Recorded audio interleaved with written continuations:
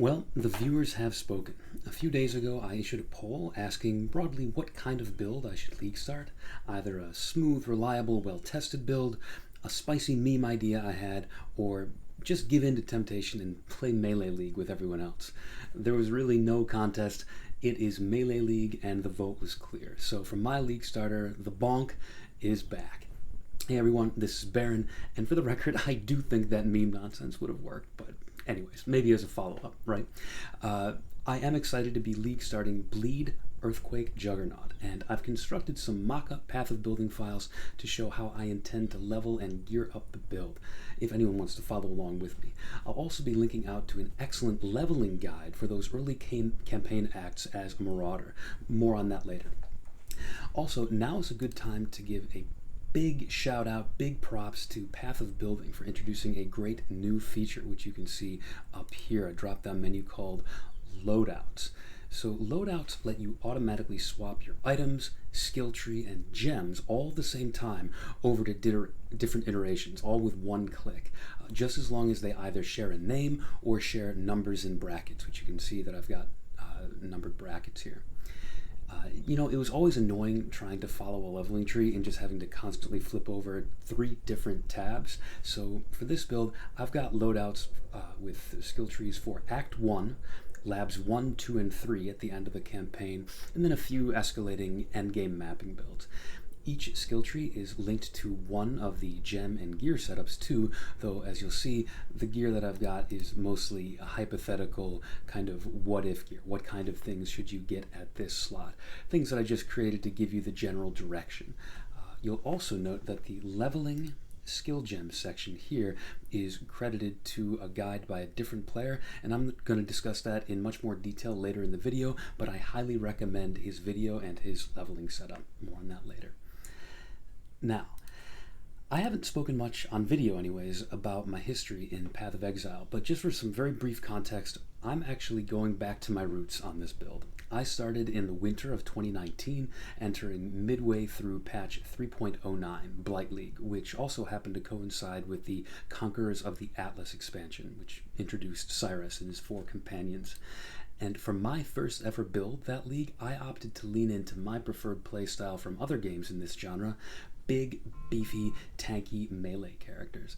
I played an Earthquake Juggernaut, and I picked a guide by a creator named Angry Role Player. Now, just for a little bit of historical interest here, I'm actually going to include a link and show you right here the actual guide that I used back in the day. I'm going to put it in the description of the video. It's honestly a miracle that I was able to remember which guide I used and track it down, but needless to say, this is a nearly 5-year-old build, and the game has changed a lot since then, so I don't recommend actually using it, just including it for a little bit of interest. Instead, if you're interested in playing this build, feel free to follow along with me as I put together a League Start-friendly modern version of Bleed Earthquake Juggernaut that takes advantage of the new melee reworks in patch 3.25. Now, it hopefully goes without saying that none of us can really test this stuff out before the patch. The numbers are not live yet, so numbers is what we have to go on. We're going on numbers alone. We just kind of have to hope it works out. So I do have to say, if you do plan on following, do so at your own risk. I did my best with this, but I can't make any promises that it will be as good as it looks. But it does look pretty good, and I'm going to be trying it. So if we suffer, well, at least we suffer together, right? So let's break down the build into the usual components: skill choice and damage type, pros and cons, ascendancy and skill tree, gems and links, gear, and then close out with leveling and upgrades. So we start with the most important decision: the skill itself. As you may know, Earthquake is a melee skill, more specifically a slam type melee skill, meaning that it has a large AoE by default and benefits from other effects that mention slams, like certain Warcry skills do. Earthquake's big gimmick as a skill that sets it apart from other slams is its aftershock mechanic. The initial hit, when you perform your attack, it does a modest amount of damage, but the real threat comes around 1 second later when the aftershock hits, and there are ways of speeding that 1 second up by a bit. The initial hit is just a wide AoE that does, again, a modest amount of damage, but that amount was buffed this patch, but then the aftershock is a repeat of that damage in the same area of effect, but with a massive 180% more multiplier for hits and ailments. That last part is notable, among other reasons, because often these sorts of bonuses come with a penalty to ailments, giving less of a bonus to things like bleeds and ignites, which are based on the hit, than it does to the hit itself. That's not the case here, though. The hit and any ailments based on it get equal benefit, making it a great skill to pair with bleed. The damage is going to come from one single large hit, and that damage is going to go on continuously for several seconds as a bleed, getting the full 180% more damage that's baked right into the gem. The damage breakdown, assuming that you can attack consistently, we're just going to go off of the approximate endgame build that I put together. It's not the most expensive that this build could possibly be, but it's got a fair bit of gear and settings tweaked. So it does around 20 million damage in its endgame format, hypothetically. And just to break it down, of that, 1 million of that damage is coming from the initial hits, 5 million coming from the aftershocks, and around 14 million coming from bleeds that are based on that aftershock. Now remember, just the mechanic of bleed, only one bleed can be actively dealing damage at a time, even if you apply more than one, but it will always choose the bleed that is dealing the most damage. So at a minimum, you need to be reapplying a bleed at a minimum every 3 or 4 seconds to keep full damage uptime. More is often better because as you hit more times, you get a better chance of getting those higher damage bleeds, but the exact interval of reapplication to get that full damage uptime, 3 to 4 seconds, that's going to depend a little bit on our support gem setup. So in any case, that is our skill choice and damage modality. Earthquake is being used to inflict a bleed with a slow, powerful bonk. But the other aspect of our main skill gem that we are going to want is we want it to be the Vol version of Earthquake. So one of the potential random outcomes of corrupting an Earthquake gem is to turn it into Vol Earthquake, a gem that includes both the original skill plus a new skill that you can put separately on your skill bar and still benefit from most of the same support gems. Vol Earthquake, which is kind of an ultimate move that you need to build up to either by killing several weak enemies or hitting stronger ones multiple times. When we build up and unleash Vol Earthquake, we perform the usual initial hit, same as the regular Earthquake skill, but instead of a single aftershock, we instead get multiple aftershocks centered around our character as it moves. And they're much more powerful too. Instead of applying that 180% more damage with hits that the original Earthquake does with its aftershock, hits and ailments, Vol Earthquake, its aftershocks apply 437% more, so a big bonus. A new aftershock is going to go off every 1 second as long as you're moving, lasting until either 9 aftershocks have gone off or 12 seconds have elapsed, whichever comes first. This effectively turns the build into a walking simulator for around 10 seconds at a time, with a cooldown of approximately the same amount of time before you can do it again. Now, there's a question some of you might have on your minds. Is there a transfigured version of the gem that we should be considering or using? And the short answer is no. The only transfigured version of Earthquake that exists is Earthquake of Amplification. And not only is it a little clunky and slow to use, it's also pretty clearly aimed at hit-based builds because it comes with a severe penalty to ailments, damage over time. So that makes it strictly worse than the original gem for our purposes. So a normal, non-transfigured Vol Earthquake is our skill gem of choice. So, overall, what are some pros and cons of the build? As usual, I like to get the cons out of the way up front, so if there are any deal breakers, you can call it off there, but then we can get on to the fun stuff after that. So, for starters, it is a melee build, and it's not a particularly fast attacking one. This means that even with good AoE, you've probably got to get closer to enemies than a lot of spell or bow builds would, and it's going to take you longer to get off a single attack. Maybe you enjoy that, I personally don't mind, but I think a lot of people could find it clunkier or more dangerous despite our strong defenses. It also means that certain league mechanics are not great for the build. Something like Sanctum or Heist will be far less efficient on this build. Next con up, We're playing a relative unknown. Yes, the build has been popular in the past, and we do have the updated gem numbers, but we're not going to really know how it is until we're in the thick of it, and that comes with some risk. It also means that we're going to have to reassess and iterate on our endgame upgrades as we get a feel for the build and how it interacts with the modern state of the game.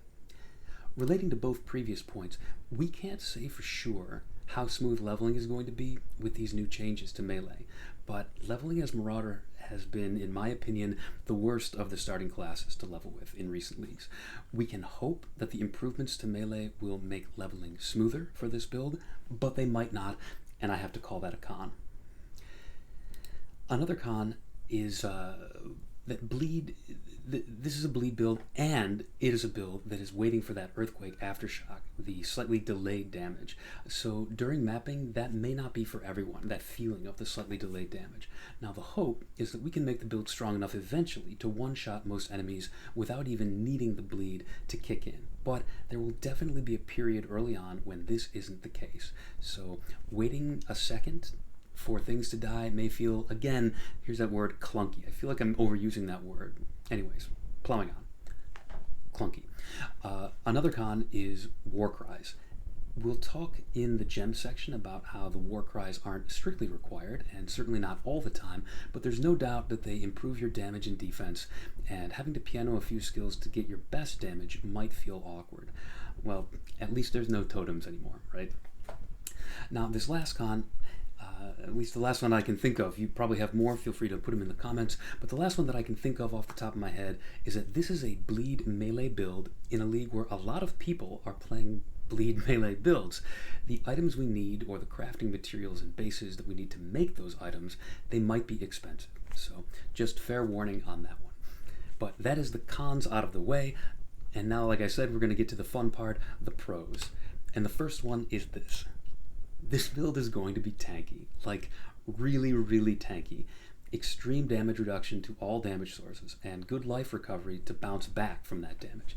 Our effective hit pool is going to be in excess of 100,000, and that hit pool is not being artificially carried by, like, some builds you'll see this high elemental mitigation, but with mediocre physical and chaos resistance. That's not going to be the case in this build, nor is our effective hit pool going to be propped up like mechanics such as life on block, which can often make your effective hit pool look numerically more impressive than it actually feels in-game. Our effective hit pool number is going to be genuinely reflective of our ability to take hits. Luckily, we've also, in terms of tankiness, entirely dodged the nerf to physical damage taken as Ellie because we were never going to use that defensive layer to begin with. Another pro, Bonk. Earthquake is, in my view, the quintessential Bonk skill. So if you're excited about huge area explosions from a single attack, the way I'm excited, you're in luck with this build. Next up, we listed bleed as a con, which is true. It can feel awkward if it takes a moment for enemies to die, but we can also view this in a very positive light, especially in bossing scenarios. Many skills would prefer you to just stand still and constantly hit the enemy at all times, and they'll heavily punish you with a hefty DPS loss for any need that you might have to reposition, either to avoid damage or because the boss moved and you need to go track him down. With a bleed build, or any damage over time build, we can take our time to reposition, knowing that the boss is still taking heavy damage for a few seconds while we get back on top of them. At the same time, the build also does reward you if you are tanky enough to stand in one place and keep hitting over and over, because as we mentioned earlier, this raises your chances of hitting one of those very high damage rolls and getting a good bleed to stick for a few seconds. Next up, this build is actually pretty easy to gear up to be competent in maps. Our weapon is really our only major investment for a long time. It also doesn't need Mage Blood to thrive. We're going to be plenty agile with Leap Slam, and our defenses are already amazing, Mage Blood or not. Our endgame belt will be expensive, yes, and we'll talk about that, but it's still only going to be a fraction of the cost of a Mage Blood, which means you can gear up quickly and start pushing for other endgame upgrades to your build, rather than focusing all your currency into that one item. Or you could even save up for a new build, if you prefer. Another thing I like about this build is how customizable the amount of user input is. If you'd prefer to just stand still and hold right click to bonk, you can do that. It'll be a modest DPS loss, but not terrible. On the other hand, if you prefer to squeak out a little more damage by using a couple war cries and dropping war banner, you can do that too. The build isn't going to back you into a corner and make you feel forced to use a certain amount of user input on your mouse and keyboard, especially now that the damage from totems has been baked right into the gem. That's really the factor that changed this. We can get some bonus from doing additional actions, but we don't feel tied to it, handcuffed to it. So then, finally, in terms of pros that I can think of, this is a build that can use its intended endgame skill from Act 3. And for a lot of us, that's a major pro, not having to feel like your build is being gated behind another build, and one that you may be less enthusiastic about. And speaking of playing our actual build as opposed to something else, let's talk about our Ascendancy and skill tree. And I think to do this, we have to pause a moment and say a few words about what we're not playing, the class Gladiator. With the rework this league, especially the rework to Gladiator in particular, it's extremely tempting to use that class for this build, and doubtless many people will do so successfully. I wish them well. I think it's going to work. The bleed pops from Gratuitous Violence would extend our clear even more. There's Gratuitous Violence. The high chance to block from Determined Survivor and More Than Skill. Those are a compelling defensive option, and then the Jagged Technique notable takes advantage of the new Aggravated Bleeding mechanic. So as a reminder, bleeding does 3 times more damage to targets which are moving. This new Aggravated mechanic provides several ways to make enemies count as moving for this bonus, even when they are not moving. And the Gladiator has an Ascendancy node that makes all bleeds do this by default. And that's, again, pretty compelling. So why Juggernaut over Gladiator? I don't necessarily think that this is a hard and fast decision. I'm not saying this build is strictly better. I'm just going to cover some of the factors that I think make Juggernaut a compelling option as well, and why I'm going with it. So, for starters, I am replicating my old build, and I wanted to do it as closely as possible, so I kept the same class, Juggernaut. But that is a bit of a cop-out as an answer. More seriously, I am still a sucker for tankiness, and while the block on Gladiator does sound awesome, the high armor values will be taken with this build, combined with the new nerf to enemy physical overwhelm, combined again with the reworked endurance charges. These are all excellent as defensive layers too, and in my opinion a bit more consistent. Block will still occasionally let things through, whereas in our case everything is getting through, but it's going to be dealing minuscule damage that we can leech and regen right through. Next, while the bleed pops would be great, our AoE is already large, and the Juggernaut Ascendancy is going to make that even larger with Unyielding. Plus, in a pinch, if we really need that explodey feel, there are ways to fit that in from a chest armor mod or a cluster jewel mod. And then speaking of bleeds, there are other ways to aggravate bleeds in bossing scenarios without needing the Jagged Technique Ascendancy node from Gladiator. I should note that a new pair of boots, the Tempest Rising, were introduced just last league as an Uber Cyrus drop, and they provide this behavior, although they don't call it Aggravate Bleeding. This was kind of the precursor to the Aggravate mod. It does the same thing. But for a variety of reasons, I am personally opting not to go that route, not to use those boots. I just feel like I have to give up too much in order to make those boots work. Plus, just a hunch here, I think with the popularity of Bleed, this might be an item that could end up being pretty expensive, at least early on, before a lot of them drop. So instead, I'm going to be making use of a new mastery that gives exerted attacks a 25% chance to aggravate bleeds. We're going to be wanting to exert all of our attacks against bosses anyways, so in a single target situation, the mastery alone ought to be enough. There's also the fact that the weapon wielding setup for Gladiator kind of puts us in an awkward spot. Earthquake as a skill, especially as a bleed, it benefits from a single big bonk, and the optimum way to do that is with a two-handed weapon. Unfortunately, this is basically the one wielding playstyle that's not rewarded by the Gladiator Ascendancy. As you can see with the Determined Survivor node, Gladiator makes it trivial to achieve block cap with a shield or even while dual wielding, but then two-handed weapons, getting block cap there is far harder unless you path out of your way from the bottom of the tree where all the bleed nodes are up towards the top left where all the staff nodes are. You can get some effective block with staff nodes on the tree, but again, then you've gone out of your way. And even if you decide to do so, then you've got this Determined Survivor node, which is a dead node on your Ascendancy. There's really not a good one to take in its place, and you would have to path through it anyways if you wanted to get the lucky block damage, which is very powerful. So basically, if you go Gladiator, you have to choose between either suboptimal damage with a one-handed weapon or a suboptimal use of your Ascendancy. Now the Juggernaut, by contrast, despite not being a super high damage Ascendancy, gives us the full value of every one of the 4 big nodes that we're going to take, while also letting us use our bonking stick of choice. But also, I know I already mentioned it, not to harp on it too much, but Juggernaut is really tanky. We're going to have, in an endgame version of our setup, over 100,000 armor with Molten Shell up, overcapped resistances. Those resistances are then going to get multiplied by 20% with the elemental damage reduction from the new endurance charge behavior. And then also the Ascendancy builds in that we cannot be slowed or stunned. So this overall is going to feel thick as a brick. Now, as I alluded to, let's talk about which Ascendancy nodes we're going to be taking. With our first lab around the end of Act 3, I am going to take Unstoppable first. It's a little bit of an underwhelming node, but it does mean that we up our movement speed by a little bit, and it's just going to make the campaign feel much smoother. We can no longer be slowed or stunned. Then with our second lab, around the end of Act 7, beginning of Act 8, it's time to pick up Unflinching for basically permanent uptime on max endurance charges.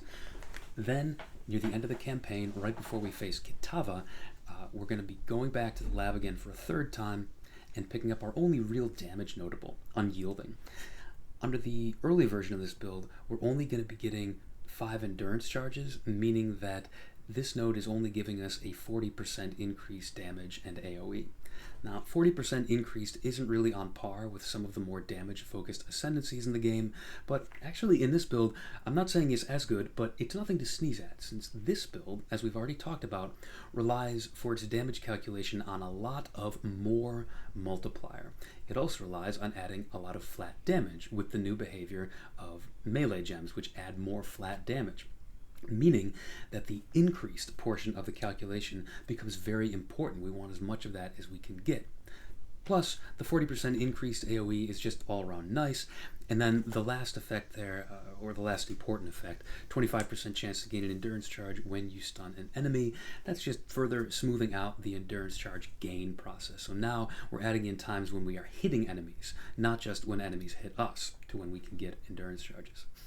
For our fourth and final lab, right as maps are starting to get difficult and the number of chaos mods on the maps ramps up, we're going to be taking Unbreakable. This is going to be a huge, massive boost to our armor, especially when taking into account the new base types of armor that have higher numerical values of armor on the body. Then a chunk of that armor, as you can see in the second half of this node, is going to be applied to chaos damage from hits, and crucially, that application of armor to chaos damage is going to happen after the damage has already been reduced by chaos resistance. So it's particularly impactful. What I mean by that is that armor is usually, when we're talking about physical hits, armor is usually taking the full force of a hit. Physical damage comes through at full power, and armor is the first and often only line of defense. Armor has this scaling mechanic where the bigger the hit that's coming through, the lower a percentage of that hit that the armor can handle, can mitigate. So very large hits that come through are still scary to an armor-based build. However, in cases like this, when armor is being applied to elemental or chaos damage, it's not the first line of defense. The resistance applies first, drastically lowering the damage, meaning that the eventual hit that comes through and tings against our armor, that's already going to have been reduced in size by 75% if we've got maxed chaos res. So this gives armor a much fairer chance of mitigating it at a high percent value. So that is going to wrap up our Ascendancy choice of Juggernaut. Now, regarding the skill tree as a whole, I looked at a lot of different players' leveling trees and endgame trees, just people I found on PoE Ninja, random YouTube videos and stuff who've played this or similar builds. And while I am, like I said, going to be linking to another player's guide specifically for the notes on how to level, I settled on a tree that is a little different than any of the others that I saw. Now, granted, here, let's switch over to the endgame loadout here. Granted, it shares a lot in common with many of them, since honestly, there's only so many ways to do the kind of broad design of a build like this, but I do want to draw your attention to a few key decisions that I made that might set it apart from other people's iterations. So, first, we are going resolute technique. And we're doing this rather than looking at the undeniable Ascendancy node. So there's a few reasons for this. First, we don't benefit enough from crit on this side of the tree to really care about the drawback of resolute technique that we never deal critical strikes. Now, if we were on the right side of the tree, we might be considering the perfect agony keystone, which has been reworked so that it gives crit. It transforms crit multi into dot multi, which could be very good for a crit-based bleed build. But we're not over there, and anyways, that's probably going to be expensive to gear. And second of all, the attack speed bonus that you're getting from Undeniable is really not that potent, not that important in a build like this. It's quality of life, don't get me wrong. We want to pick up some attack speed in this build, but I don't know that it's worth an Ascendancy node to build around this. So rather than taking Undeniable to cap our accuracy, we just take Resolute Technique instead. Some versions of this build do that, others do not. And then second, as painful as this was for me, this is a tough decision that I made. I'm actually not, in the current iteration of the build, going for the additional endurance charges to the north, up here, or to the southeast, over here. I did play around with several different iterations of this tree, ways that I might be able to grab those. I hope that I can work at least one of them in eventually, but I was just finding for this version of the tree, I was giving up too much to stretch my tree out that far and go grab those. So that's another difference from a lot of versions of this build. Third, during the leveling process, I'm not leaning as hard into the rage mechanic as I've seen recommended in some newer leveling guides that account for the rework, arguably buff to how rage works while leveling. My main concern, and the reason I didn't lean harder into it, is I just don't know, I don't think anybody knows when gold drops are going to ramp up throughout the campaign. They're going to start small and ramp up as you go. We don't really know how that rate is going to be. So yes, you can now use gold to respec your skill tree in addition to your passive respec points and any orbs of regret that you spend. I just don't know. So I wanted to make a tree that was as close as possible to the end game tree. With that, I don't want to get stuck. I want to be able to respec it pretty quickly. Fourth, I'm using a few of my skill points to manage my mana rather than giving up most of my auras and running the blood magic keystone, which I've seen several people are experimenting with in setups like mine. It's possible that I've overinvested in mana and sustain here. Later versions of the tree do back off of that a little bit. And hey, if so, if I've overinvested into these things, that would be great. I would love to be able to take those points out and put them back into other stuff. But for the moment, I decided to err on the side of caution just so I don't get blindsided by the cost, which I think is a real thing that could happen to a lot of players with the increased mana costs of attacks this league. Overall, though, the theme of the tree is pretty much what you'd expect from a build like this. We get bleed damage, we get life, and we get a variety of primary, secondary, and tertiary defensive layers. Things like armor, raised resistance caps, spell suppression, and fortify. One of the main things that I'm going to be keeping my eye on is how my war cries and leap slams feel. If my war cries are feeling kind of clunky or not lasting long enough because they wind up exerting my leap slam, I'll probably have to scrounge up 4 points to take this admonisher wheel right here, and then the war cries cannot exert travel skills mastery. I wish they would just build that into the behavior of war cries, and as I saw in a post recommended on Reddit, do the reverse. Just have the mastery be for the rare person who wants their war cries to exert travel skills. But that's not how it works, so it's possible that I may have to scrounge up a few points and get into that. And those are pretty much the broad strokes of the tree. So as I mentioned in the introduction, you can see the loadouts here for the different versions. I've got the end of Act 1, the 3 labs that you're going to encounter in the campaign, and then a few endgame mapping options. just those endgame mapping options are as you get more and better gear. And speaking of gear, let's turn to that next. And in the grand scheme of things, the requirements of this build for gear are extremely straightforward. Get your generic defenses and get a big old bonking stick. The weapon is simple. We're going to go with an axe because they have the highest ceiling for physical damage built right into the weapon, and there are some very nice axe nodes on the skill tree that we would like to take advantage of, things like Intimidate, Rage, and Faster Bleeds. So on your axe, you just want to get, for your prefixes, as high physical damage rolls as possible.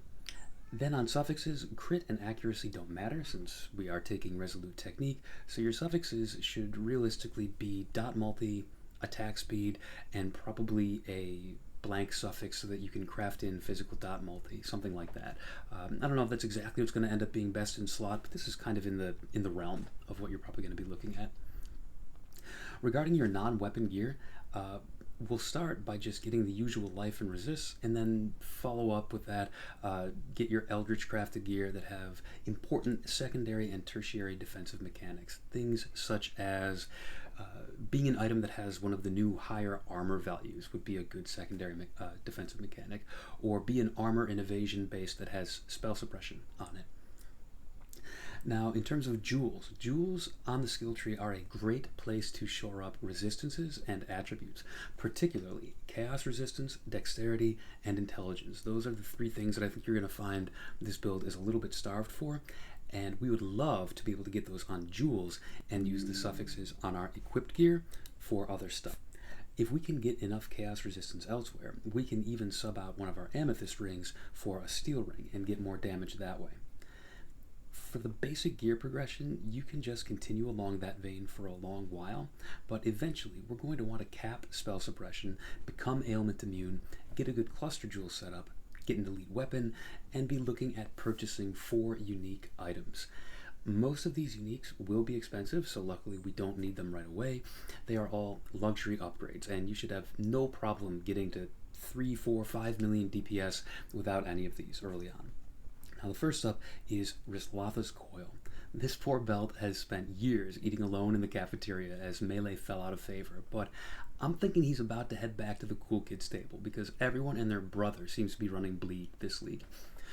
Rislatha's is so good with bleed because it gives you incentive to hit an enemy more than once during your bleed window. What it does is make your weak hits weaker and your strong hits stronger. Bleed, as you know, lasts several seconds, and although there can only be one dealing damage to an enemy at any given time, the game will always prioritize the strongest one available. So with Rislatha's, we are fishing for one of those high rolls and not particularly caring if we hit a low roll in the middle because it won't count. This is a very strong belt for bleed builds, so expect it to be expensive. Next up is Watcher's Eye. There's really nothing mysterious here. We want one that gives increased damage while using the Pride aura.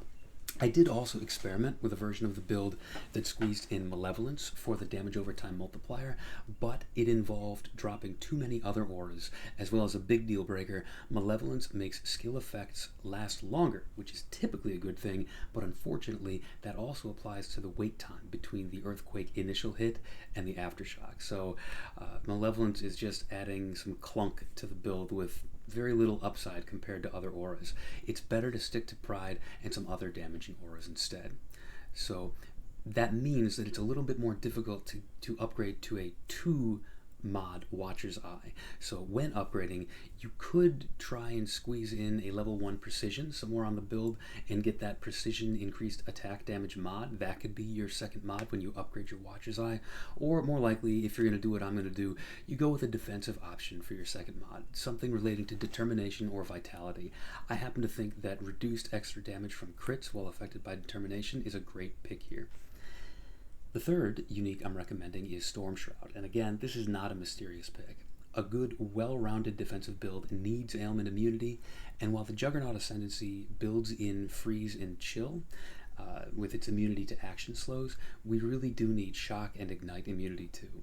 Not to mention alternate ailments. If Simulacrum is as enticing as it looks, I definitely plan on giving it a try, and there's a lot of alternate elemental ailments there, so Storm Shroud is a great pick. We pair it with boots that have shock avoidance both as an Eldritch implicit and as an Essence crafted mod. I think these two here. Yep, we do. Now, the important thing to realize about this is it takes a top tier Essence and at least a middle tier Eldritch crafting currency to get 100% on just the boots alone. And that middle tier Eldritch crafting currency is going to be expensive on League Start. So if you need to get your suppression up to 100% while using a lower tier of Eldritch currency, getting a lower implicit shock avoidance modifier, what you can do in the meantime is use a crafted suffix on your body armor to get, I think, 15 or 20 extra chance to avoid being shocked and get yourself up to 100 that way. In that case, unfortunately, that probably means you will have to rely on a quartz flask to cap your spell suppression. Normally, you would want to craft spell suppression as your last suffix on your body armor, so you kind of have to choose. It's not the end of the world to rely on the quartz flask to get spell suppression capped, but it's also not ideal. So eventually, this just gives us something to shoot for. We want to upgrade our boots so that we can upgrade our chest, so that we can upgrade our flask. Dominoes. So fourth and finally is our amulet. Now, there are basically three branching paths here. I think there are arguments for each of these. One is to take Ashes of the Stars for the overall +1 to all skill gems, and then the big boost to quality for all skill gems. Quality is actually a really important stat for this build because it gives Earthquake more damage. It also has some nice effects on our ancillary active skill gems. So Molten Shell gets more duration, War Banner gets aura effect, and our War Cries get cooldown recovery. And then Blood Rage will provide a little bit added attack speed, which again is just quality of life. But unfortunately, despite all that, Ashes of the Stars has been nerfed from its former glory, so it no longer has a reservation efficiency mod on it. In turn, that means that if we use this, we cannot use as many auras as we once could have. Now, alternately, we could take All's Uprising here. All's Uprising comes in many varieties, but we can work equally well with the one that makes Pride free or Determination free. Just pick whichever is cheaper. This will then let us fit in both Blood and Sand as well as Flesh and Stone, but then we lose the more damage from Ashes of the Stars from that quality. So the ideal situation would be if we could anoint Charisma on Ashes of the Stars and maybe squeeze an Enlightened gem in, we would be able to fit in those extra auras and still get the damage from Ashes. But unfortunately, we are very reliant on anointing Inveterate to get our spell suppression capped and to improve the effects of it. So the third path is finding some kind of compromise or super solution that lets us get everything: damage, auras, and spell suppression. I could see a few possibilities. Now, I think with the new tree setup, I don't know if Path of Building is reflecting it accurately yet. I think that acrobatics, if you were to get an impossible escape jewel that let you allocate things around acrobatics, maybe Inveterate would be included there. We'll have to check that in-game. Or we could go the more traditional route. This is how it was done in the past, of getting the Supreme Ego Impossible Escape so that you can take Charisma right below that. And whichever one you get with an Impossible Escape, you anoint the other one. That's one way that you could go to get both things. But the other option, it's a little crazier. It's going to be way more expensive, I think, but this could be viable in the Ultra endgame. Instead of a unique amulet, go with a dual anointed amulet base. So this is one of the new rewards this league that comes from Blight Ravaged maps. Now, getting one of these, I suspect, unless the drop rates are crazy high, which I doubt, getting one of these with any source of reservation and spell suppression together, that's going to be crazy expensive. Never mind getting Inveterate and Charisma specifically, which I believe are the premier nodes on the tree that give those two things, suppression and monores efficiency. So yeah, this is going to be expensive. Consider yourself forewarned. But what you would do if you were to go this route is you would throw a Redeemer, Hunter, or Warlord Exalt at it, depending on what you want to get that influence, and then you will try to craft an amulet that has life, dot multi, and then whichever of the important suffixes is associated with the Conqueror's Orb that you chose to use. So it would be monores efficiency for Redeemer, physical damage over time multiplier for the Hunter, or Determination or Pride mono-reservation efficiency for the Warlord. Get that, you get either damage or the ability to include auras for damage. You would craft minus mana cost as a prefix and then enjoy your very expensive amulet. But in any case, those are, I think, the major important points to cover about our gear, because for the most part, like I said, it's going to be a lot of life resistance suppression. So, moving on to the skill. In terms of skill gems, we already talked about Earthquake specifically, so let's talk about which gems are supporting it and what other kinds of gem setups the build will rely on. Now, for Earthquake supports, there are 3 that we're going to be using no matter the situation, and then we've got 2 slots that we can swap in and out depending on the situation. You don't have to do that, and to be honest, I'm probably not going to swap all that often, but it is worth talking about the differences so that you can make an informed decision. The first support we're always going to use is melee physical damage, preferably the Awakened version as soon as we can afford it. Keep in mind, this is for the endgame 6-link version of the build. There's kind of a different setup for a 4 or 5-link, but if you've got the 6-link, the first one you're always going to use is melee physical damage and preferably Awakened, as soon as you can afford it. This could be an expensive one this league, with the focus on melee. This is not doing anything too complicated, as you can see. It's just more damage and a bit less attack speed. But obviously our build isn't terribly concerned with attack speed. It is, like I said, just kind of a quality of life thing. Next up is Fist of War. Now this is an interesting support gem that gives a massive multiplier to slam skills only, but it only does so around every, second and a half? Something like that. So the skill icon for Earthquake is going to change visibly to show when Fist of War is ready again. This drawback of only being ready at intervals, it's pretty negligible for us because realistically we don't need to be attacking too often. So the other thing to note about this is it does not support Vol versions of skills, so whenever we use Vol Earthquake, this will not apply, but the more damage multiplier for Vol Earthquake is so hilariously large that we'll barely even miss Fist of War when we're using that. It's still worthwhile to use Vol Earthquake, in other words. Our third support, another no-brainer here, Brutality. We're a pure physical damage build, so giving us the ability to do giving up the ability to do elemental or chaos damage doesn't hurt us at all. And in return, we get one of the numerically largest unconditional damage supports in the game. Now we get to our last 2 support gems, which are flex slots.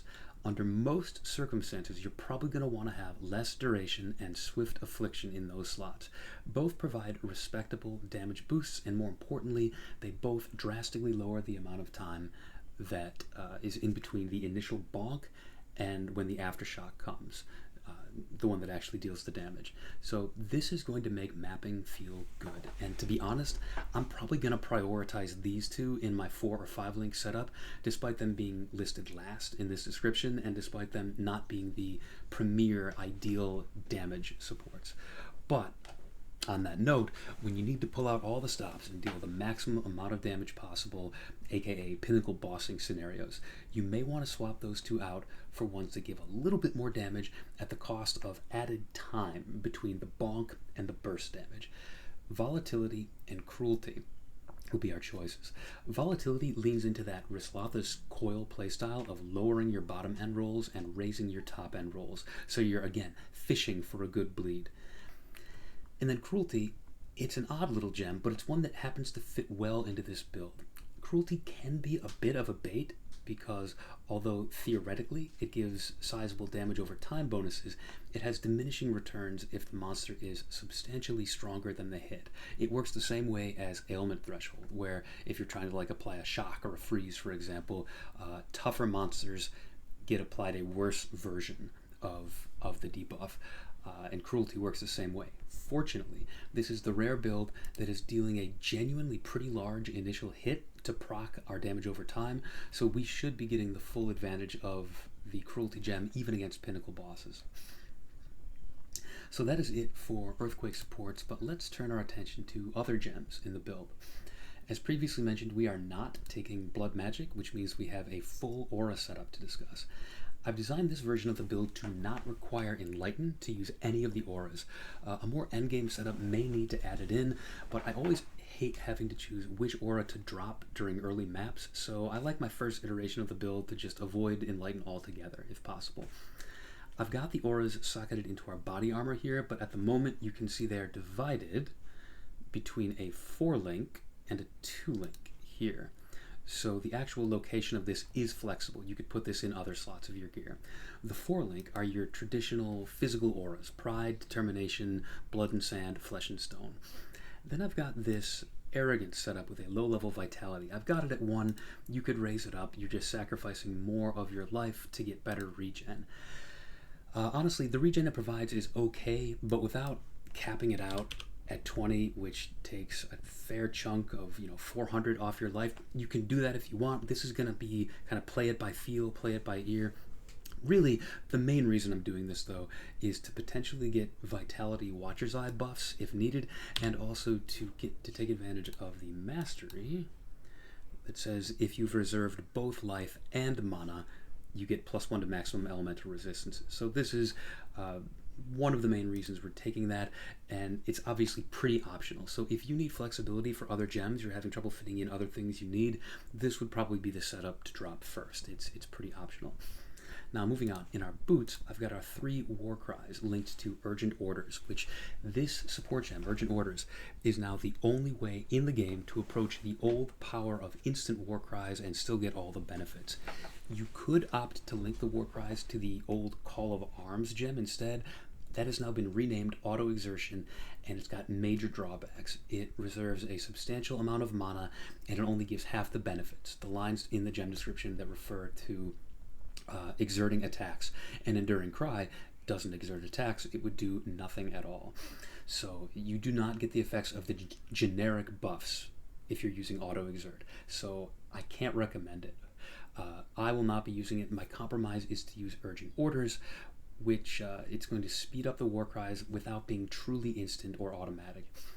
GGG clearly intended this compromise because they removed the drawback from Urgent Orders, where it used to add to the cooldown time of the war cries, but now the gem is just straight upside. Now, don't let the number of war cries here scare you if you're not a fan of piano playstyle on the keyboard. You don't need to be spamming these all the time. Enduring Cry, hey, it's a nice oh shit button, but if you suddenly lack endurance charges or you need a burst of regen, cool, use it. But under normal circumstances, Juggernaut's ability to generate endurance charges and regain life is pretty good on its own. You don't really need this all the time. Intimidating Cry, this would be more crucial in a hit-based build since the double damage will have no impact on the dot component of our damage. But if you really want to squeak out all the DPS possible, this is helpful. It also gives a modest buff to movement speed for a few seconds, but we'll have to experiment with how the new war cry duration and the new Urgent Orders feel. It's possible that the movement speed buff isn't worth the time that we would spend to stop and war cry. So it should be around 0.45 seconds to war cry without any skill tree support. If we did pick up that Admonisher wheel like we talked about, you could get this as low as, I think it's like 0.3 seconds if I did the math right. And since that would also give us bonus damage for war crying, and it would stop Leap Slam from using up our limited exertions, that could be compelling. I definitely see a version of reality where I go with that. But speaking of exerting Leap Slam is in our next setup. It is supported by faster attacks to feel smoother. Ooh, you know what? I forgot something. Before we go on to that, let's go back. I didn't mention Seismic Cry there. So Seismic Cry is being used to get some additional armor, great defense, and also to increase the area of effect of our slam. So this is the one that you're probably going to be using relatively regularly in mapping scenarios. It does exert 6 attacks at a time, so you don't have to be casting it all the time, but I think you're going to find that the AoE and the armor are going to make it worth it to stop and use this pretty often. Sorry, moving on. Leap Slam. It is supported by faster attacks that should make it feel smoother as a travel skill, and we're also putting Pride and War Banner in this setup. Now it's important to note here, Pride being here, this is only for setups that are using a Pride, All's Uprising, and no Enlighten support. So if you ever wanted to swap to a setup that has Enlighten and doesn't have All's Uprising, you would definitely want to put Pride in your main aura setup. back here. It is a 50% reservation aura. It reserves a big chunk of your mana, so you definitely want it to be benefiting from that Enlighten if you use it. Now, the location of War Banner doesn't matter anymore since it no longer reserves any mana. You can feel free to slot this in anywhere that you have room. Our last setup is in the gloves. Now, the way I have it set up here is actually incorrect. I don't want this. I want this in this link here, Blood Magic, or Blood Rage, sorry. So there's two link setups, how I currently have it. Cast when damage taken is linked to Molten Shell and only to Molten Shell. I'm using a relatively low level setup here, which, as you probably know, reduces some of the power of Molten Shell, but it ensures that Molten Shell will activate after taking only a bit of damage. So at the moment, that bit of damage would be 897 total, and it'll track it over time. The danger of setting this too high is that Molten Shell, yes, it'll be more powerful, but it won't activate until you've already been spiked down to low life, and then you're at increased danger of getting one-shot. This is ultimately personal preference. You can feel out how low or high you want to set this. I have played builds all over the board. I've had it at level 1, level 6, level 20. So feel it out. I'll be feeling it out. We'll just have to see what is most effective in this build. Now, the last two spells in this setup are not currently linked to cast when damage taken, so they are cast manually. Blood Rage, I would never link to cast when damage taken unless I was using trauma support, because that would guarantee self-damage. It would guarantee Blood Rage is up constantly. I want the ability to proc this when I need it, when the buff runs out.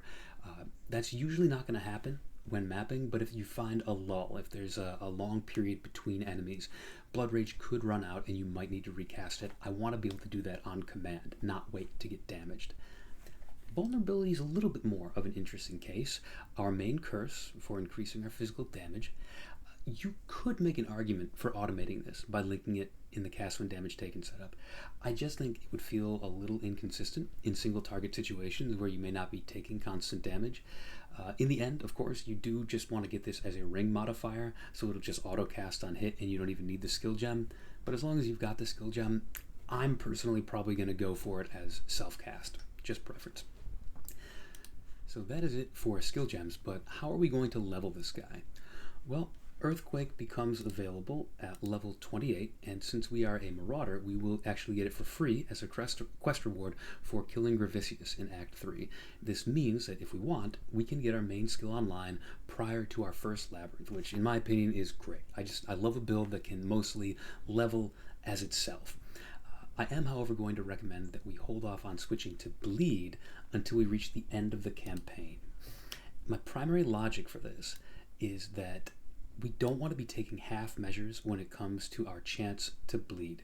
We get all of our chance to bleed from our skill tree, not items or gems. So if you have to slowly invest points one at a time to raise your chance to bleed, the damage you're adding with it is going to be inconsistent. Each point you invest would basically be saying, deal a strong, respectable, high amount of damage on yet another 10% of your hits. But we'd only be gradually ramping up to 100%. And until we hit that 100%, anytime you miss a bleed, you're going to hit like a wet noodle. You know, you're not going to be getting any bonus to your other damage. And that's going to feel bad on a slow-hitting skill like this. By contrast, if we level with generic two-handed damage and Rage, so loadout here-ish, in that case, every hit that we land will benefit equally from the nodes that we're taking on the tree. This distinction might be less meaningful if we were using a fast-hitting skill, but if we're only getting off a hit every second or two, we want every one of them to count. Now, by the end of the campaign, you can use a combination of your respec points from quests and gold that you're going to find on the ground to swap over to a bleed tree here, the early mapping tree. And you're going to get better damage that way, and you're going to be able to immediately take all your bleed chance nodes and just jump to 100% right away. Now, to get us up to the point where we even switch over to Earthquake way earlier on in the campaign, we're just going to use whatever slam skills are available here. And so that's going to be Ground Slam to start with at level 1, and then we'll switch to Sunder at Act 12, which is usually around the time that you're going to fight Mervale at the end of Act 1. The new damage effectiveness on Sunder, just like all the other melee skills, should make it an even better leveling skill between levels 12 and 28 when we're going to use it.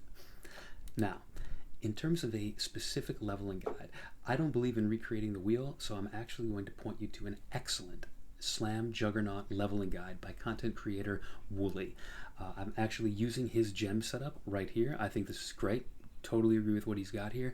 I'm going to be linking his guide in the description, and I definitely encourage you to just check out his channel too. It's very good. The notes that he's got in his Path of Building file are amazing. Big shout out to the effort and the detail there. I've got no modifications to make to that guide other than to note that I personally will probably swap to Earthquake around the first lab and at least see if it feels good, whereas Woolie does intend to continue with Sunder through the whole campaign and beyond. I think that either of those are going to be viable options to get you to the end of Act 10. And our leveling trees, his and mine, are very close. They're virtually identical, except that, as you'll see if you take a look at his guide, he's going to be taking fewer axe or rage nodes than I do, and he's not going to be pathing up to Constitution towards the end of the campaign here.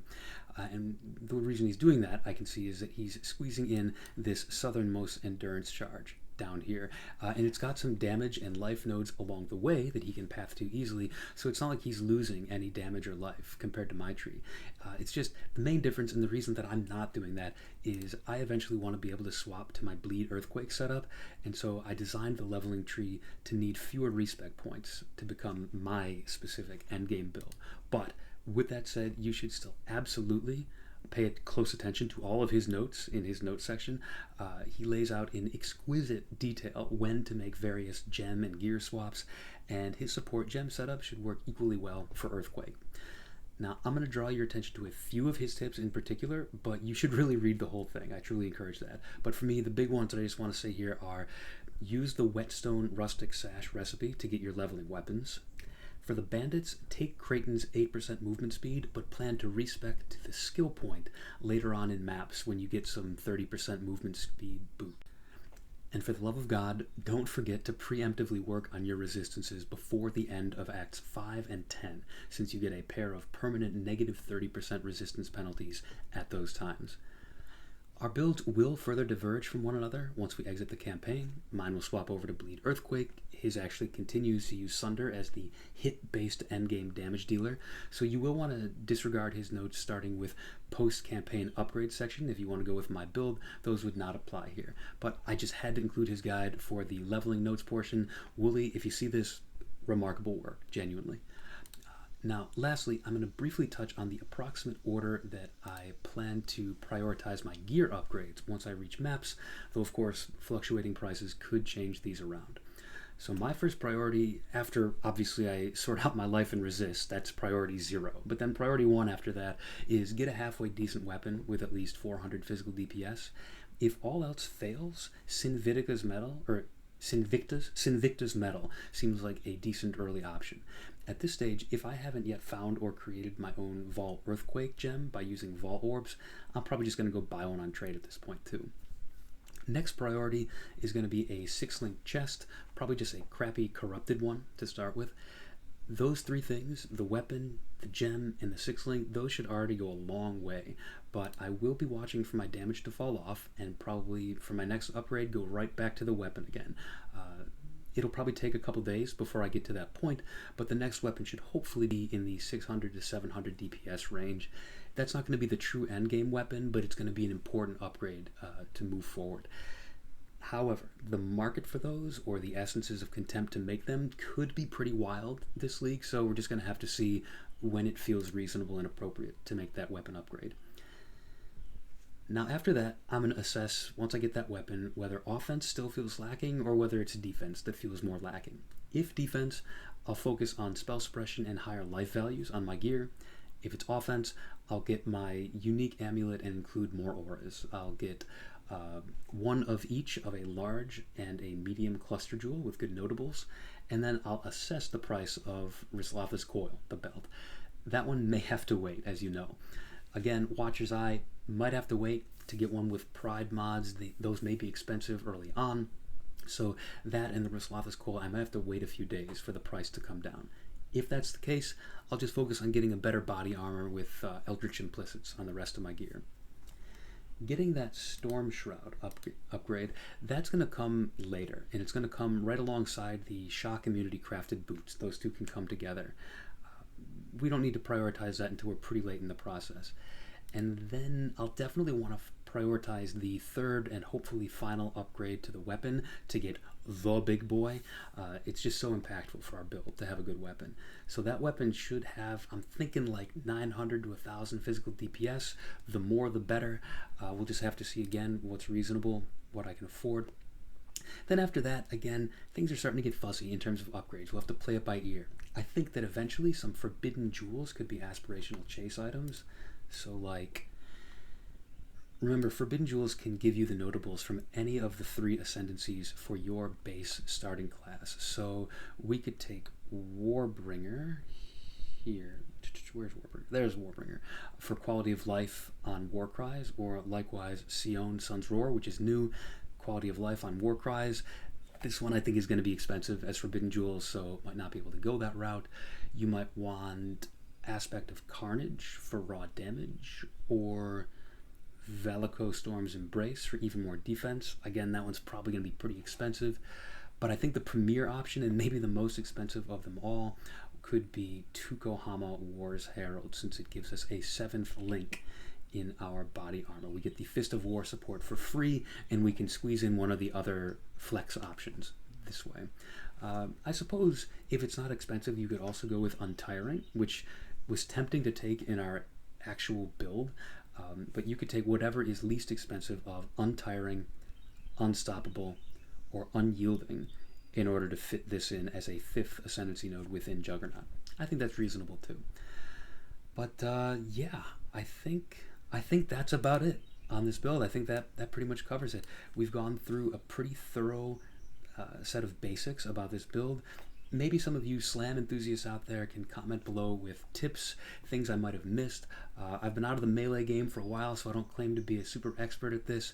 I've just done my best, but if you've got some tips or anything that I should have mentioned, please pop it down below. I am always happy to correct mistakes and omissions. I just want to make sure that I'm giving you as accurate as information as I possibly can. So let me know if any of you think that you will be running this or something similar to it, and let me know if you want any build updates or detailed video walkthroughs, anything like that. So in the meantime, thank you for tuning in, and take it easy.